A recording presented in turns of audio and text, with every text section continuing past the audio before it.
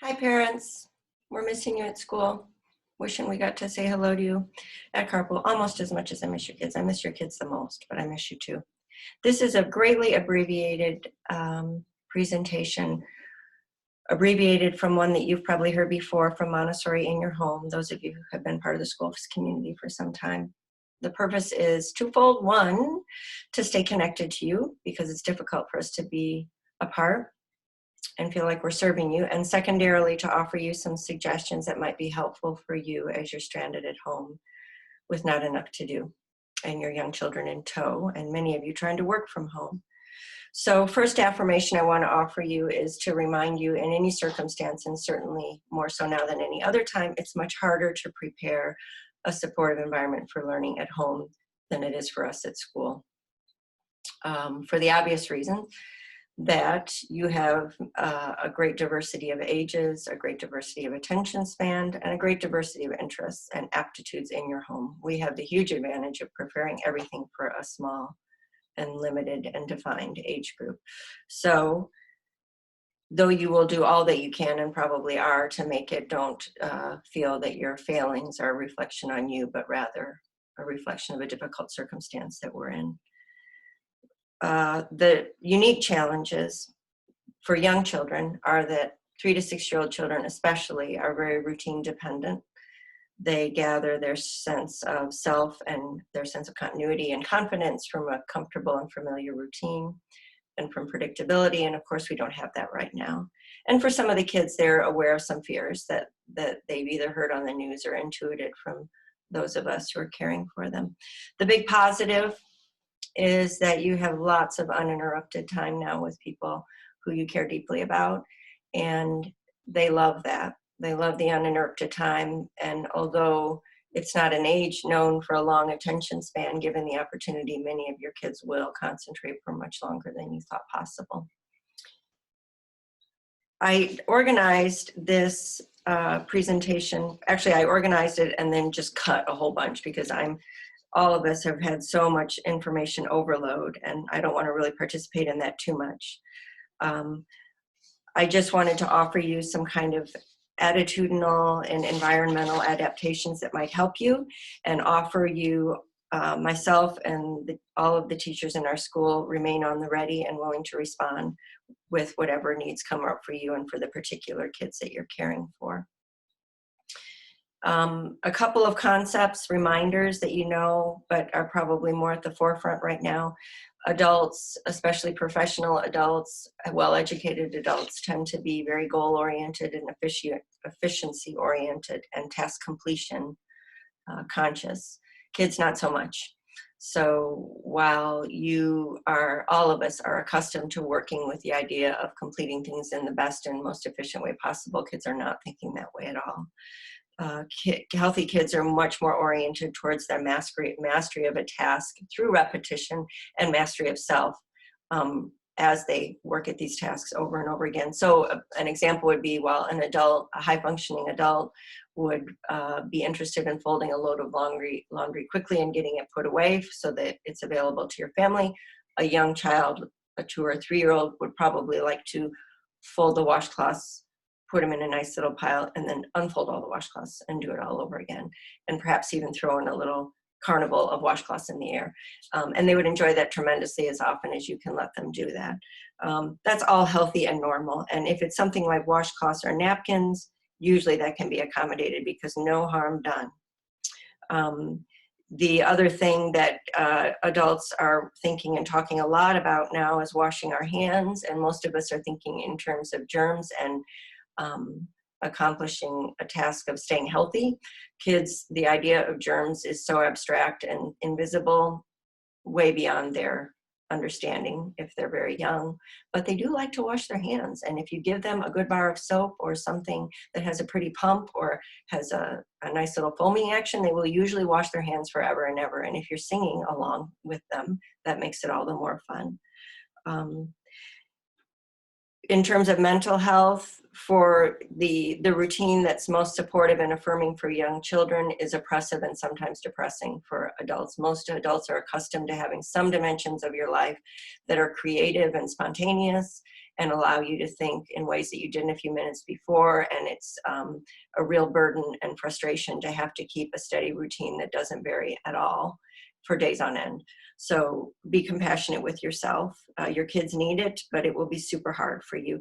Kids, this is the first thing adults notice who don't live with young children. They're not passive learners. We try to condition them right away to be passive recipients of screen time and handheld devices, but their natural inclination is to be super active and to have their hands moving along with their bodies and their minds. So their fine and gross motor skills are a big part of their learning, and that's hard to accommodate in a home. But if you keep it in your mind, there are ways. One of the parents in my class was sending on her kids on little missions. I noticed my neighbor was hiding things all over the neighborhood for her kids to go and find. They need to move, and they'll drive you crazy if they don't. The other thing that comes up most often, although often adults, we can't really, it's so hard for us to understand. Much of our dialogue is abstract and meaningful and rich, and we all have lived sensory experiences that we don't even have part of our active memory anymore. But when we talk, our thoughts are lofty, and kids not so much. They need concrete, tangible, sensory. They need to touch it, feel it, smell it, experience it more than one time, lots of times before they can understand it.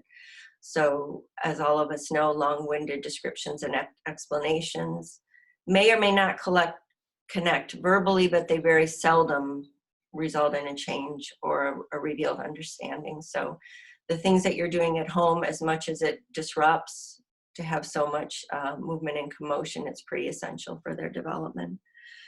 Some environmental adaptations.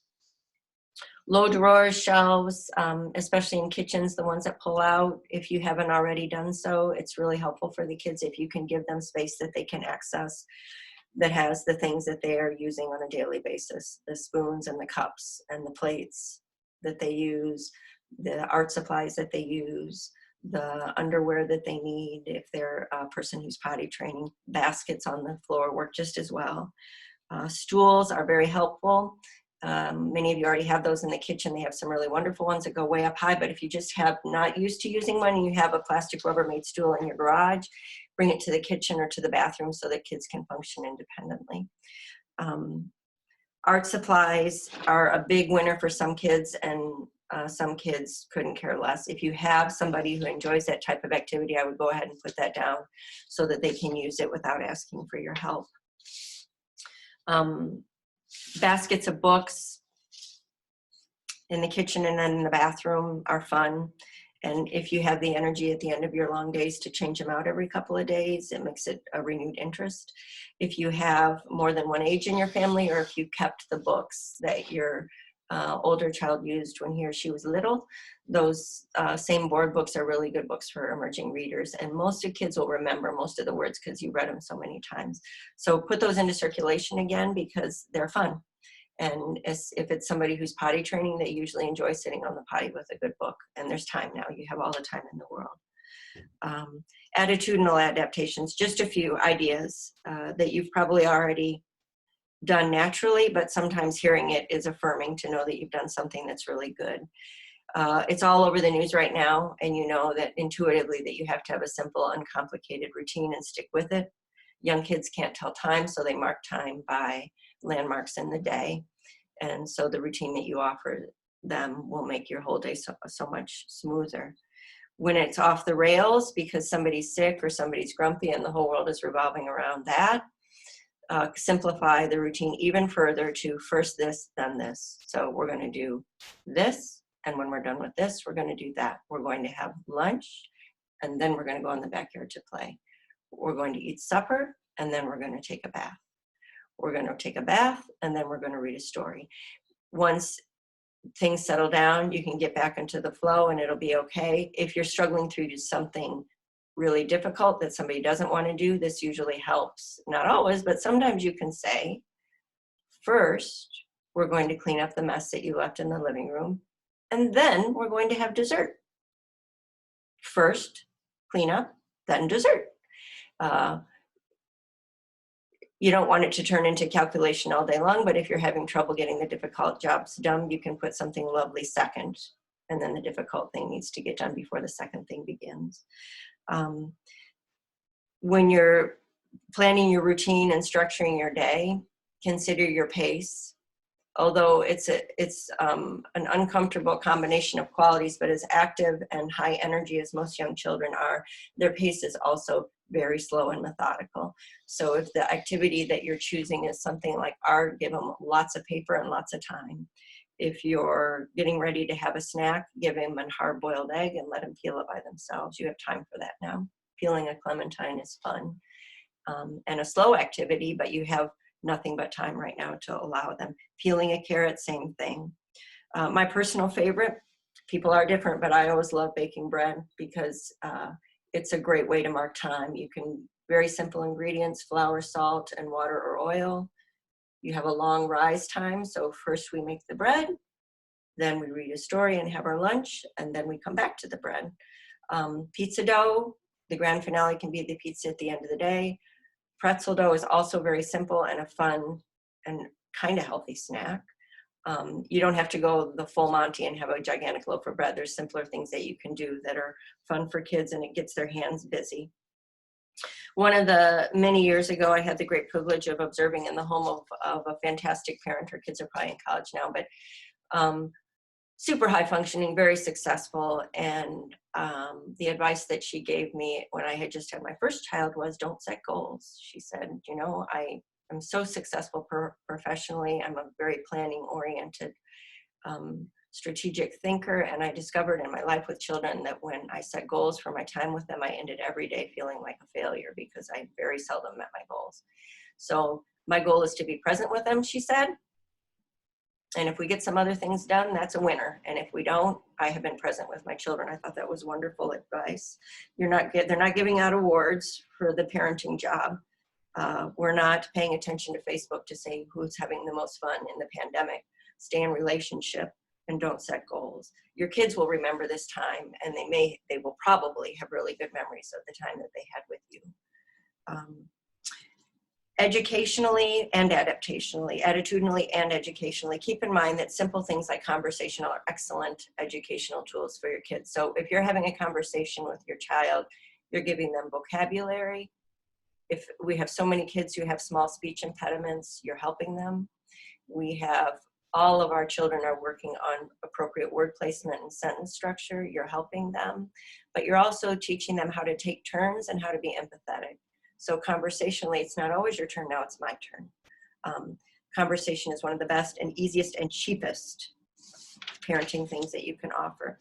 Ask for help. This is an attitudinal adjustment and hard for many of us, but you can do that with adults and you can do it with kids. It's not always successful, but sometimes kids will respond if you say simply, I need your help right now. I'm frustrated. I need to get dinner on the table and the dishes are not out. I need napkins, whatever it is. If it's sincere and truthful, kids will sometimes respond. Other parents, most of the parents in our school and probably the people that you associate with who have similarly aged children can have a deep and meaningful and supportive conversation, even in the midst of a full-on tantrum. They don't mind if your kid is screaming in the background. They will still be able to say to you, you're doing a really good job in a really good circumstance. And it's important for all of us right now. And your teachers at school, we're desperate to hear from you and we want to be helpful. So if you need us to provide resources that you don't have, or if you need suggestions, or if you just want somebody to say, it's going to be okay and you're doing a great job, don't hesitate to call. We have email and we do also respond to phone messages as quickly as we're able. The other learning thing that you're teaching your kids at home, two more areas, chores and games, seem different but very much the same. Chores, all of the kids that we're working with are working on beginning, middle, and end. We want for the beginning to be an independent choice that they take the initiative with, but sometimes that's not the case. Sometimes you're taking the initiative and you're the beginning. The middle is the repetition. We like that to be long. So whatever your kids are doing, the middle part should be the longest part, and you want it to be getting longer. The more time they spend with something, the better. And then the end is usually the hard part. That's the cleanup. So beginning, middle, end, initiation, repetition, conclusion. Whatever you're doing at home, it doesn't have to be an educational material, but keep it in your mind that you're offering them a great deal by just getting them that simple routine incorporated in their mind and in their thoughts as they work through their day. Chores, care for yourself, care for your family, care for your plant, cleaning up after yourself, setting the table, doing the laundry. All of those things are useful. It's most often successful if you're doing it together.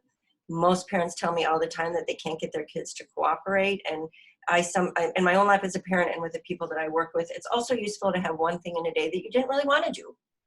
The one thing that you give, the assignment that you deliberately give your child, that is the thing that you know that they don't enjoy so much, but that you're telling them, I expect that you'll finish this today. That helps us at school. When we come back, it's helpful for kids to be used to the idea that all the stuff that we do, we don't get to pick and do it when we want to do. Some things we do because it helps our families. Last thing, games. This is very hard when they're young. It gets a little super young, but when they get to be 5 or 6, they can start to understand taking turns, and that it's not always your turn and you don't always get to go first. Those are, the simple board games like Chutes and Ladders, Go Fish, Old Maid. There's so many variations of the memory game, all of them which are fun. Each of those games can be simplified for the attention span that you're working with. So if you get a memory game that has 48 cards, you can take half of them out because you know your 4-year-old is not going to last that long. You don't have to pay attention to who wins and who doesn't, who has the most. You can just enjoy learning how to take turns. It's my turn now, it's your turn. No, you can't go again, you just had a turn, it's my turn now. So that helps us at school too, because most of the kids that we are working with are still learning that. And if you're practicing at home, when they come back, they'll be well prepared. I think that's all that I wanted to share with you. I hope that you're reading every day more than one time a day. We always ask that. I'm hoping that you have more time to do that. Keep in mind that if you are repeating old books, repetition is an aid to reading, rhyming is an aid to reading. So the books that you might think are too young for your kids are also serving them in ways. Memorization is a part of learning how to read. So even if they're only memorizing the simplest of words, the words that repeat on every page, you're helping us at school. You don't also, if you have books in your home that you know your child can't read all of, or it's way beyond their knowledge set, you don't have to read a whole book to be successful at reading. So lots of journals and magazines and books have animation or captions underneath pictures, subjects that are interesting to kids and texts that are beyond their ability. You can help them to just read little bits. We don't have to be a cover-to-cover culture all of the time. You can enjoy little parts and they can feel successful. Keep poetry in your life. We need it now. I'm a big believer. Some people never touch it, but I would Google a good poem or two and end the day with a poem. If you memorize a few poems before this pandemic is over, you will have done your child a great service. I think that's all. Call on us. Find a comfortable place to sit and leave it there. I'm doing story yoga every day, and many of us are doing read-alouds and chapter books. It might be fun for you to set. The screen interaction is not ideal, but it's better than nothing. And if you augment it by putting a comfortable chair and some stuffed animals, and maybe occasionally even a bottle of water and a bowl of popcorn, that would make the experience all the more fun and perhaps a good memory. Take good care of yourselves. Be forgiving. We miss you, and we hope we get to see you again very soon.